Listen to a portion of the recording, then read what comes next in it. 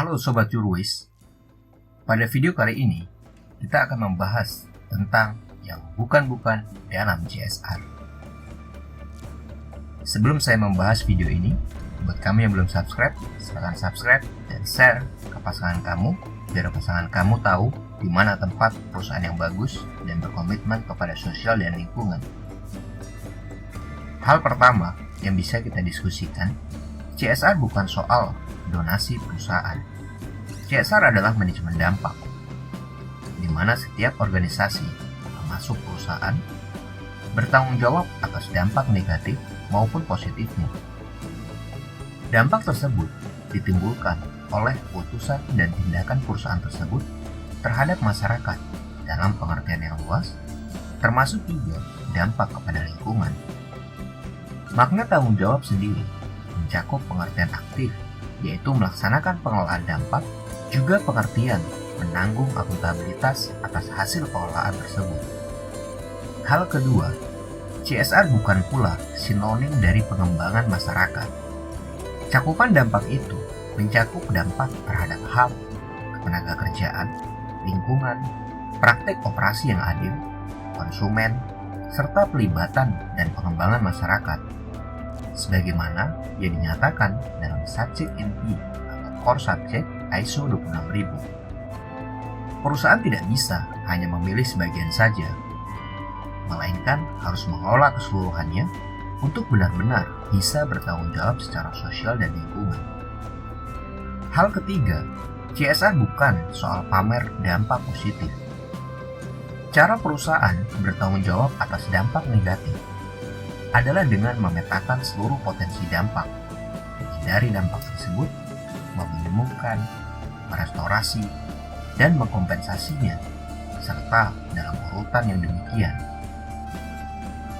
Cara setiap perusahaan dalam bertanggung jawab atas dampak positif adalah dengan memetakan seluruh potensi dampak, lalu memaksimumkannya. Jadi, CSR bukan soal pamer dampak positif. Hal berikutnya adalah CSR bukannya menyembunyikan dampak negatif. Dengan logika demikian, perusahaan seharusnya menjadikan dampak positifnya maksimal dan jauh melampaui dampak negatifnya, yang minimal atau bahkan tidak ada. Dampak bersih perusahaan, yaitu dampak positif dikurangi dampak negatif. Hal ini harus dihitung dengan hati-hati dan transparan. Perusahaan yang bisa menunjukkan dampak bersih positifnya disebut Paul Polman dan Andrew Winston sebagai perusahaan net positif. Selanjutnya, yang seringkali salah dipahami adalah CSR bukan bertujuan utama dalam meningkatkan, apalagi memaksimalkan suatu keuntungan. Tanggung jawab sosial itu bertujuan berkontribusi terhadap pembangunan berkelanjutan, atau biasa yang disebut sebagai Sustainable Development, yang pada konteks sekarang berarti SDGs.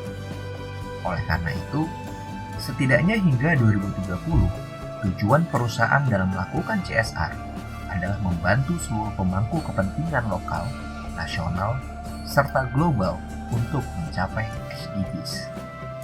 Yang jelas, bukan untuk meningkatkan, apalagi memaksimalkan keuntungan. Hal lain yang bukan dalam CSR adalah CSR bukan memilih ranah intervensi yang mudah, melainkan seluruh yang diperlukan untuk mencapai keberlanjutan. Kontribusi tersebut dalam 3 ranah, yaitu bisnis inti, investasi sosial, dan advokasi kebijakan publik yang seluruhnya harus sesuai dengan SDGs. Lagi-lagi, perusahaan tidak bisa memilih sebagiannya saja untuk bisa membuat dirinya benar-benar berkontribusi terhadap SDGs. Perhitungan atas dampak positif dan negatif setiap perusahaan juga mencakup ketiga ranah tersebut. Ketiga ranah itu diajukan oleh J. Nelson. Selanjutnya, CSR bukan box ticking tujuan SDGs atau pameran stiker SDGs. Dalam hal ini, perusahaan perlu memetakan dampaknya terhadap setiap tujuan SDGs, baik yang positif maupun negatif, membuat prioritas pengelolaan pada tujuan yang material, menentukan bentuk intervensi yang tepat, mengeksekusi bentuk-bentuk intervensi itu, memonitor dan mengevaluasi hasilnya dengan target dan indikator SDGs yang sesuai, serta melaporkan kinerjanya dalam bentuk hasil langsung, hasil ikutan, termasuk dalam pengolahan dampak. Selain itu, CSR juga bukan untuk membeli dukungan atau bahkan memanipulasi pemangku kepentingan. Apabila perusahaan melaksanakan hal tersebut, maka peluang bagi perusahaan untuk memperoleh keuntungan lebih tinggi dalam jangka panjang akan meningkat. Karena setiap pemangku kepentingan akan melihat perusahaan benar-benar membawa manfaat kepada mereka masing-masing. Pemangku kepentingan yang puas terhadap kinerja perusahaan akan cenderung membalas secara resiprokal yang mewujud dalam bentuk dukungan. Selanjutnya, CSR bukan cara untuk melakukan value extraction, apalagi menutupi value destruction. Manfaat bagi seluruh pemangku kepentingan itulah yang sebetulnya merupakan makna dari value itu sendiri. Perusahaan yang membawa manfaat kepada seluruh pemangku kepentingan itu disebut melakukan value creation. Alternatifnya, perusahaan hanya melakukan value extraction, bahkan value destruction. Pembedaan ini diajukan oleh Mariano Mazzucato. Hal lain yang bisa kita temukan dan bisa kita bantah, CSR bukan mengabdi kepada kepentingan pemilik modal atau investor atau sebagian pemangku kepentingan saja. Bila perusahaan hanya mendapatkan keuntungan lewat cara-cara yang meningkatkan manfaat bagi seluruh pemangku kepentingan, maka perusahaan itu menerapkan apa yang disebut diantaranya oleh Edward Freeman dan Klaus Schwab sebagai kapitalisme pemangku kepentingan. Perusahaan yang demikian tidak akan mengorbankan pemangku kepentingan lainnya untuk mendapatkan keuntungan bagi pemilik modalnya saja. Namun demikian, perbedaan besar antara manfaat dan trade-off dalam jangka pendek pasti terjadi. Hal lain yang bukan di dalam CSR bukan berarti menerima saja tujuan perusahaan, melainkan memperbaikinya bila perlu. Kita bisa belajar dari Alex Eastman yang menghubungkan antara profitabilitas dengan tujuan mulia.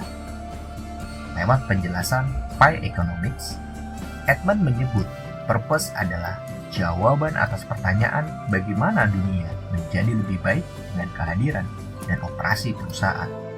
Tidak hanya terima perintah, tidak asal bosenang. Untuk bisa mencapainya, perusahaan perlu mengetahui apa saja masalah yang dihadapi oleh masyarakat. Di antara masalah itu, apa yang bisa dipecahkan oleh kompetensi inti perusahaan dan bagaimana perusahaan bisa memobilisasi dukungan pemangku kepentingan untuk mencapai tujuan tersebut. Sikap yang sama dinyatakan juga oleh Colin Mayer. Hal lain yang bisa kita diskusikan, CSR bukan sekedar mengelola dampak secara pasif atau bahkan defensif. Apa yang telah diajukan oleh Edman sebelumnya membuat perusahaan berubah dari sekedar pengelolaan dampak secara defensif menjadi sengaja memecahkan masalah atau ofensif. Pemecahan masalah yang tepat dengan model bisnis yang tepat adalah sumber keuntungan perusahaan dalam jangka panjang. Namun, keuntungan seperti itu hanya bisa dicapai bila perusahaan bersungguh-sungguh mengupayakan pencapaian tujuannya. Hal ini misalnya dikemukakan oleh Hubert Joly dan Ranjay Gulati. Hal lain yang menarik yang bisa kita temukan dalam publikasi, pemberitaan, dan sebagainya, dan tentu saja semua sudut pandang itu harus kita bantah, CSR bukannya tidak bisa langsung mendatangkan keuntungan. Ada bermacam strategi yang bisa dimanfaatkan untuk itu. Upaya agar CSR mendatangkan keuntungan bagi perusahaan sudah banyak diajukan oleh para pakar. Perubahan dalam sikap pemangku kepentingan eksternal, terutama konsumen, organisasi masyarakat sipil, dan lembaga jasa keuangan, telah membuat kinerja perusahaan, baik secara objektif maupun perseptif, dalam mengolah dampak sosial dan lingkungannya, menjadi salah satu penentu kinerja ekonomi perusahaan. Kinerja CSR yang tinggi cenderung mendorong kinerja finansial yang tinggi pula. Pada strategi inilah, seperti creating share value atau CSV, keuntungan bisa diperoleh dalam waktu relatif singkat. Jadi tidak benar bahwa CSR bisa mendatangkan keuntungan. Hal lain yang terkadang bikin saya mengerutkan dahi dan menjadi hal yang memalukan jika dilakukan oleh akademis adalah ketika memandang CSR digantikan oleh ESG, mengingat hubungannya tidak sesederhana itu. Perubahan sikap investor dan lembaga jasa keuangan yang semakin memperhatikan aspek-aspek lingkungan, sosial, dan tata kelola, atau yang biasa disebut sebagai ESG, Environmental, Social, and Governance, yang material terhadap kinerja finansial, membuat perhatian banyak bergeser dari pengelolaan dampak yang ditimbulkan ke pengelolaan isu-isu yang dianggap material terhadap keuntungan. Walaupun tampak mengelola isu-isu yang sebutannya sama, namun perkembangan ESG tidak membuat dampak perusahaan atas masyarakat dan lingkungan terkelola secara optimal, bahkan bisa sebaliknya. Selanjutnya, CSR bukan berhenti di level proyek, program, dan strategi perusahaan saja.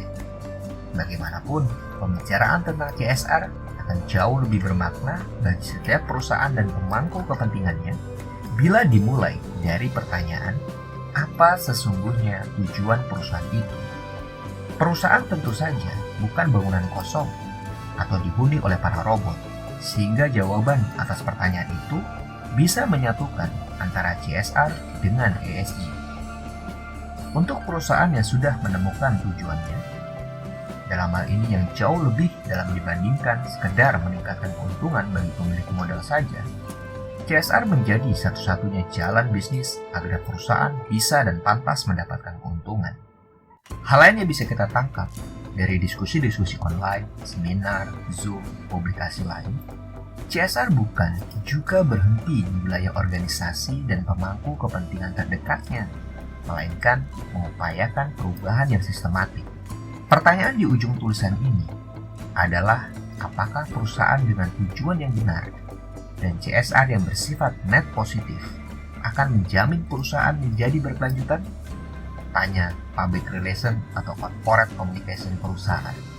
Karena pada dasarnya yang diupayakan tidak hanya masalah komunikasi saja, tapi bagaimana persoalan terkait dengan komitmen, kinerja, kebijakan, itu juga semua harus dijawab oleh perusahaan. Dalam pengertian sempit dan berjangka pendek hingga menengah, tentu demikian. Namun, keberlanjutan dalam jangka panjang akan ditentukan di level sistem. Mustahil suatu perusahaan yang berkelanjutan akan berada dalam sistem yang tidak berkelanjutan. Dengan demikian, jika mau benar-benar berkelanjutan, perusahaan memiliki CSR yang sangat menantang, melakukan advokasi dan berkolaborasi dengan seluruh pemangku kepentingan untuk mewujudkan keberlanjutan di level sistem. Pada bagian ini, kita kemudian teringat kembali pada konsep dasar CSR yaitu triple bottom line, sehingga pembahasan selanjutnya adalah CSR bukanlah konsep yang mati, sehingga perusahaan serta pemangku kepentingannya selalu perlu menyesuaikan diri dengan perkembangan terbaru. Untuk bisa melakukan perubahan sistematif sebelumnya, perusahaan perlu untuk mengubah cara pandang tentang dirinya dan tentang keberlanjutan itu sendiri. John Elkington, pencetus triple bottom line, menjelaskan bahwa kalau dalam model shareholder value, perusahaan melihat dirinya lebih penting daripada masyarakat dan lingkungan, lalu pada model share value, perusahaan melihat dirinya setara dan berkelindan dengan kepentingan masyarakat dan lingkungan. Sedangkan dalam sistem value, perusahaan perlu melihat dirinya sebagai bagian dari masyarakat dan lingkungan, serta mengabdi kepada tujuan menciptakan masa depan yang flourishing. Dahulu, konsep triple bottom line mengacu kepada share value. Namun sejak 2018, Elkington menegaskan bahwa triple bottom line itu menganut sistem value. Nah, demikian pembahasan terkait yang bukan-bukan di dalam CSR. Semua ini muncul karena keterbatasan pengetahuan.